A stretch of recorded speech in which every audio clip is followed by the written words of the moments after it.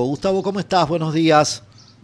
Hola Chino, buenos días, gracias por llamar. No, te agradezco a vos, sabemos que estás con la agenda bastante ocupada, pero bueno, queríamos tu análisis en referencia a este primer año de gestión del presidente Javier Milei. Bueno, creo que lo encuentra mucho mejor que en el punto de partida, ¿no? El Milei de un año atrás, como todo gobierno que comienza, tiene las incertidumbres, pero en el caso de él tenía incertidumbres adicionales, porque arrancaba con poquitos diputados, senadores, sin gobernadores, sin intendentes, sin partido político. Entonces, la pregunta era qué iba a pasar, y el ajuste, y la calle. Y un año después, está en el centro de la escena, firme, con un 50% de apoyo de la opinión pública, habiendo logrado algunos avances en materia importante, en materia de inflación, y sobre todo, Chino, gobernando al dólar, que en la Argentina es más de la mitad del laburo de un presidente. Entonces, tiene motivos para estar contento por el cumpleaños y por la perspectiva con la que empieza el 2025. Quizás no para estar eufórico, porque la Argentina nunca aconseja euforias a los gobernantes, ¿no? Porque siempre las cosas son provisorias, pero como en un partido de fútbol, que en este caso lleva el 25% de su desarrollo y lo encuentra con un par de goles arriba, digamos que tiene derecho a festejarlo. Sin duda. Sin duda. ¿Sabes qué? Me hiciste pensar lo que decís en referencia a que asumió sin diputados, sin gobernadores, contrafáctico o fáctico ya. ¿Puede ser una fortaleza hasta eso de no tener demasiada carga, de haber llegado, como dicen algunos, bastante ligero de equipaje? Yo creo que la conciencia de la debilidad es una fortaleza. Mm. Porque si vos sos débil y cantás quiero retruco, falta envidio y quiero retruco, bueno, eso de alguna manera te hace más audaz y te hace más consciente de tener que avanzar y manifestarte como jefe para que te respeten. Bien. Y creo que eso es lo que ha sorprendido mucho de Milei, más que la parte económica, el hecho de la conciencia de que para gobernar Argentina tenés que plantarte como un jefe, algo que obviamente quedó mucho más explícito por lo que no hizo Alberto Fernández, que partiendo de un contexto mucho más favorable, nunca se presentó como un jefe y hacía virtud de no decidir. Y acá tenemos a alguien que permanentemente redobla apuestas, obviamente sintonizando con, vamos a decirlo así, media opinión pública y una parte importante del mercado que le da respaldo, pero tenía que tener la actitud. Y creo que ha manifestado tenerla y eso le ha permitido no solo conseguir las dos leyes más importantes de este año, que es la RIGI y la ley de bases, sino también bloquear otras leyes porque ha sabido plantearle su jefatura a los propios y a los extraños. A los propios me refiero a los radicales, al PRO, diciéndole, miren que los votantes de ustedes en realidad son míos. Sí. Y a los de la vereda de enfrente, poniéndolos claramente ahí y también ofreciéndoles el negocio de estar en la vereda de enfrente, algo que Cristina entiende perfectamente cuando juega ese ida y vuelta con Milei, ¿no?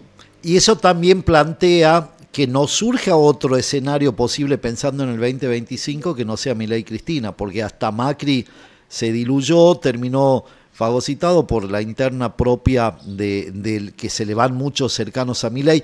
Es como que volvió esa síntesis, permitime la analogía, peronismo-antiperonismo, ¿no? Sí, pero hay con un pero, que el antagonismo Cristina-Milei le sirve a los dos, pero en el caso de Cristina a lo mejor más recluido al AMBA, porque Sí. hay que ver si en las provincias se replica. Marcó de la propia, por ejemplo, Tucumán, Ah, Catamarca. Bueno, nadie va a poner al peronismo de esas provincias dentro del palo del kirchnerismo. Vayamos a las provincias gobernadas por los provincialismos como Neuquén, ah. Misiones, Alta, que también son más cercanas vas a poder contar este. Ahí se pierde un poquito la señal.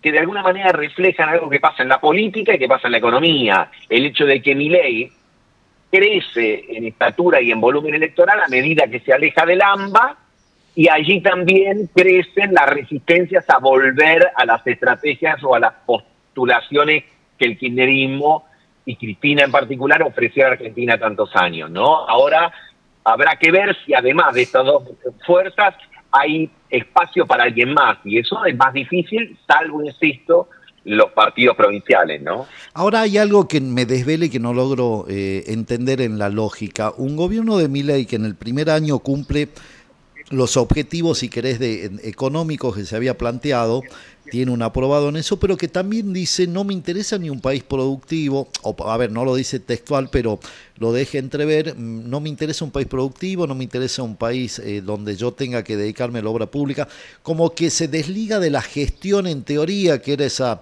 estructura mental que teníamos todos de que para qué estaban los presidentes, y dice, mira, yo arreglo la economía y que de ahí el libertarismo, no el liberal, sino el libertarismo, se ocupe del resto. ¿Esto funciona a largo plazo o es simplemente acomodar la casa, limpiarla y de ahí veamos cómo sucede?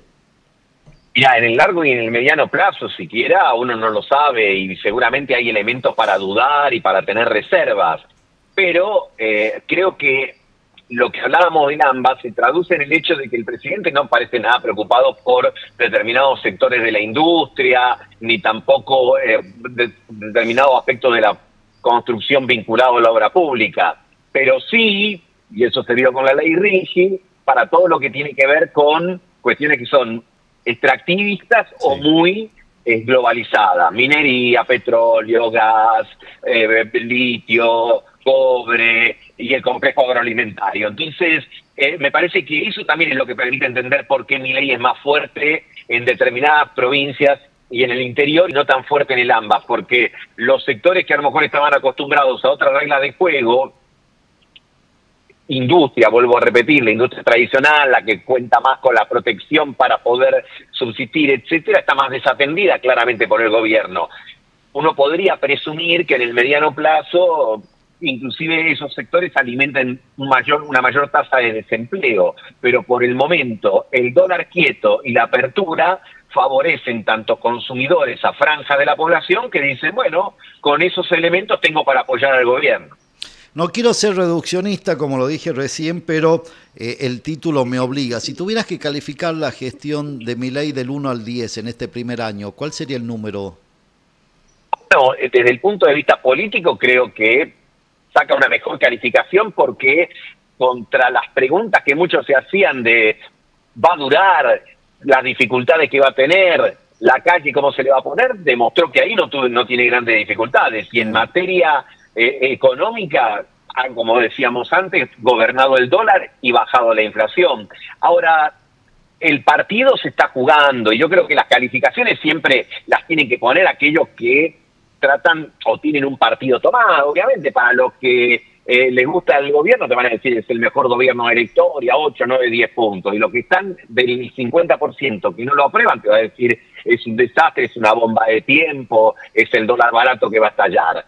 Lo que uno trata de evaluar en cuanto al funcionamiento es decir, el gobierno ha llegado a su primer aniversario de una manera mejor a la que se podía prever un año atrás.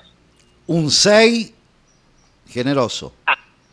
Que lo pongan los otros. A mí me gusta más tratar de comprender el fenómeno que no me gusta ponerme en el lugar de evaluador de ninguna gestión. Sin duda. Sino tratar de comprender el funcionamiento de esas administraciones.